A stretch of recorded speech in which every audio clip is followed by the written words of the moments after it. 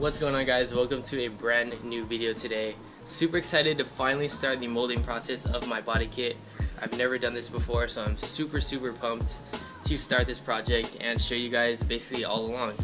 Before I start any of this, I want to go over the materials that I bought. I did a lot of research on what I need for the car, so hopefully I have everything that I need. Starting off, probably the most important part is the sander. It's called an orbital sander.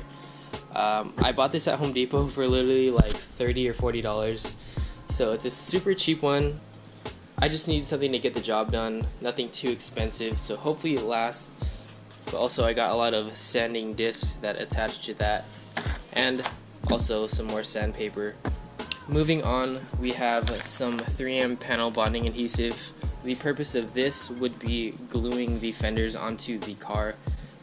If you guys don't know, molding your body kit, you actually don't use any of these screws or rivets. So this is what's basically going to be holding the fenders onto the car. It's not no average Gorilla Glue or anything like that. This stuff is like really strong. We have some Evercoat glass light. This is a bondo with short strands of fiberglass in it, so it's a little bit stronger than bondo. This will be kind of the first layer after I sand the kit down. After that, this is just normal body filler. This will be placed on top of this right here. This kind of just like tops it off, and you'll be able to shape the fenders and kind of make it look straight and smooth. So this will be at the top, and of course we have the cream hardener. This is just the stuff that you place onto, the bondo to harden. And then also we have a whole bunch of plastic spreaders for the bondo. I think I'm missing a few things. I need some sort of like a mask for my face because I'll be working with fiberglass, so super important to have a mask because you don't want any fiberglass entering your lungs and any of that stuff, so still need to buy a mask. Other than that, I think that's pretty much it, honestly.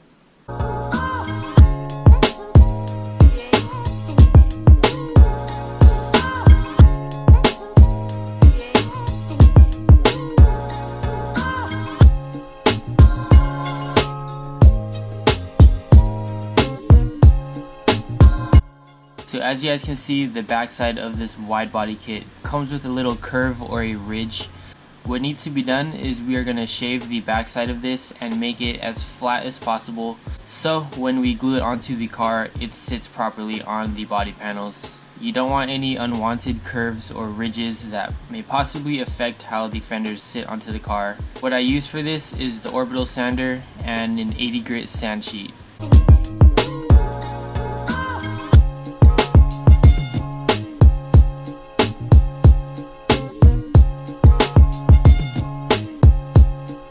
So when you're finished, it should look something like this. As you guys can see, there's no more curve or ridge on the backside.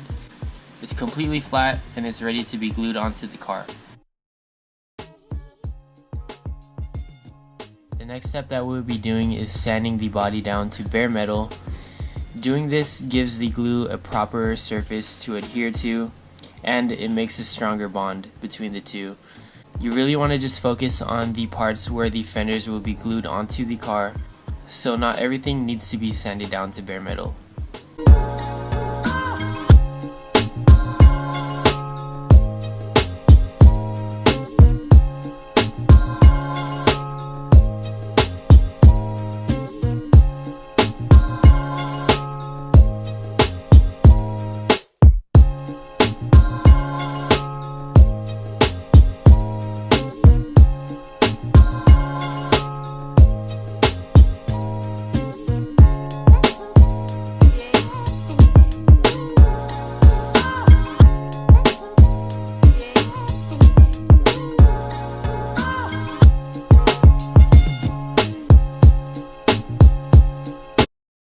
So finally, onto the gluing process. What I will be using is this 3M panel bonding adhesive. What I did before I started gluing was simply just wipe down the backside of the fenders to remove any unwanted debris or leftover fiberglass that may be on the backside.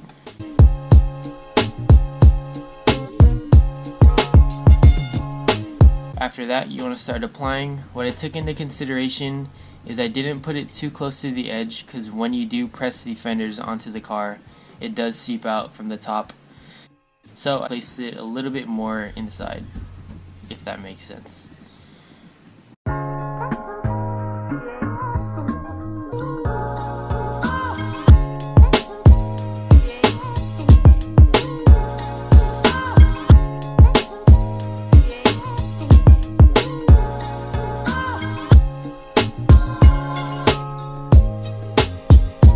Also, just a quick tip, having an extra helping hand there made the gluing process much easier.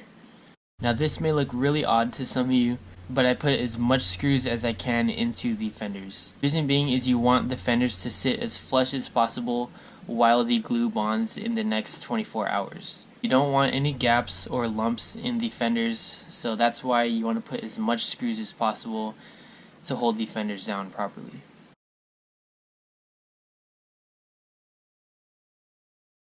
After the 24 hours is up and the glue is fully cured, you can then take off these screws.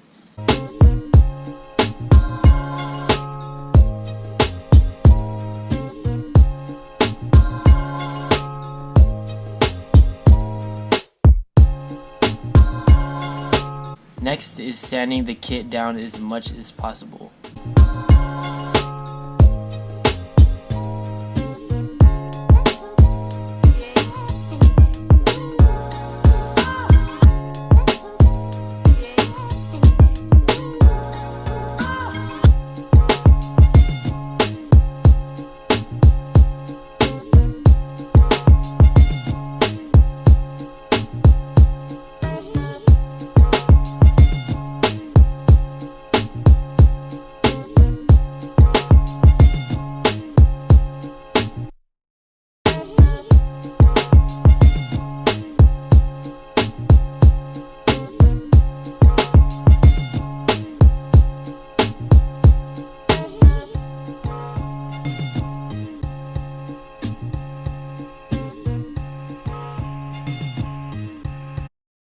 After you sand down the kit as much as possible, it should flow evenly with the body lines of the car already, which makes the next step much easier.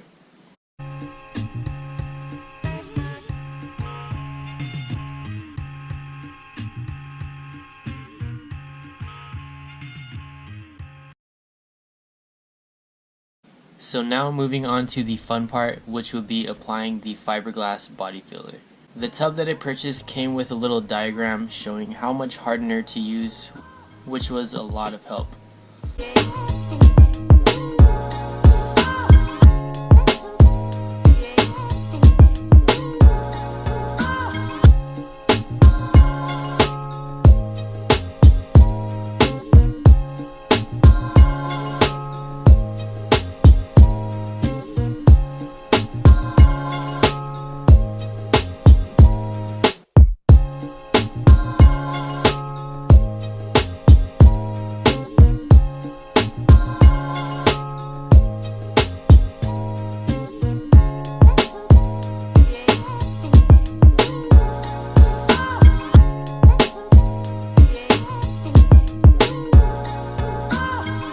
So the purpose of the fiberglass body filler is you want to just set the foundation down before you start using the regular body filler. You want to just focus on filling in the little screw holes and the little hardware pits, or whatever you want to call it, that come with the body kit. Once again, this is the strongest body filler, so you're just setting the foundation down with this product.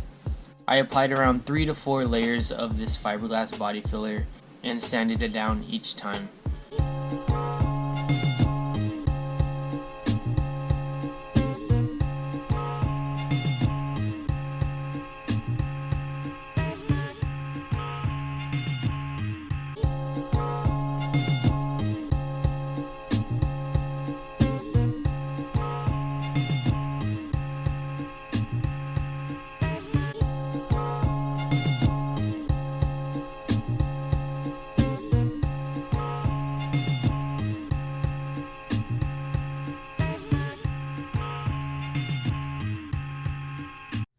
Okay guys, quick little update. I just wanted to give you guys a pointer. As I'm going, when you're applying all the bondo to the car, you really want to focus on where your wide body kit joins the quarter panel of the car, and you really just want to focus on that gap that it makes, like where the rivets would be, and just that like little ridge that the fenders have, filling in the gap from the fenders of your wide body to the car. You don't need bondo everywhere on the car. You don't need bondo like down here, up here. You really just want to focus on seaming the two and making it as flush as possible. You don't need bondo covering just everything. Like I said, just focus on seaming the two together and really try to make it as flat and flush as possible. It's pretty pointless to have bondo like up here and down here because there's nothing to really seam, and you'll end up wasting time trying to make this flat when in reality this part is already flat because it's the car. Right here in the fronts, I focus on seaming the wide body and the fender together. I just put bondo where it needs to be. I didn't put any down here, up here. It's just unnecessary. Once you finish with the layers of the fiberglass filler, it should already be looking really smooth and molded onto the car. What we're going to be using this body filler for is basically just a touch-up. So basically filling any imperfections that the fiberglass filler made, and any like last minute like gaps or dents or yeah, just little spots to fill up. That's what we will be using the body filler for. I'm just doing the finishing touches up on the bumper. Once again, just focusing on seaming the two. Now moving on to the regular body filler. You want to use the same procedure as you did with the fiberglass body filler. It's pretty much the same thing and the same concept in using this one.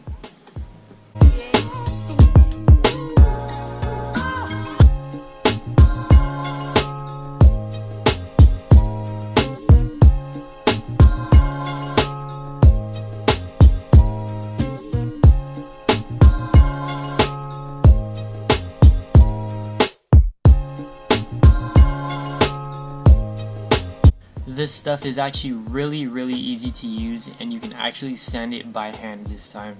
Unlike the fiberglass body filler where I use the orbital sander, you can actually just use this block sander.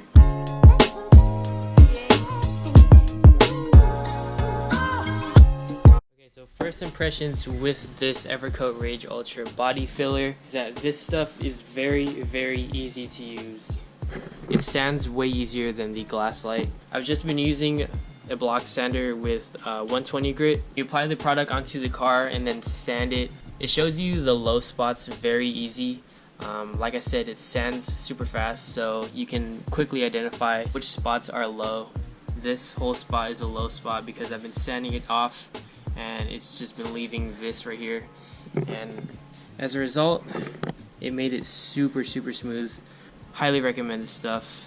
Super easy to use. So this is a step that you will need to repeat many times.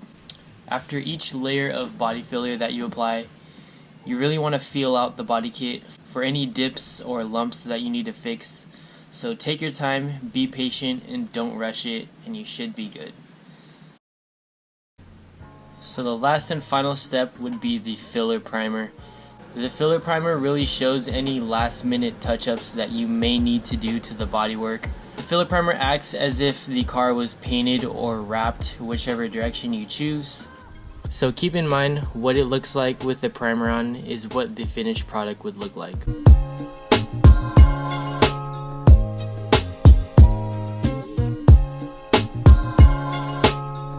So once it's fully primered, all that's left is paint or wrap, whichever direction you choose. And that'll do it for today's video. If you guys enjoyed this video and this tutorial on how to mold your fenders onto your car, give this video a like and comment if you guys have any questions or concerns regarding this video, and I'll be glad to answer them for you. As always, I will see you guys next video. Peace out.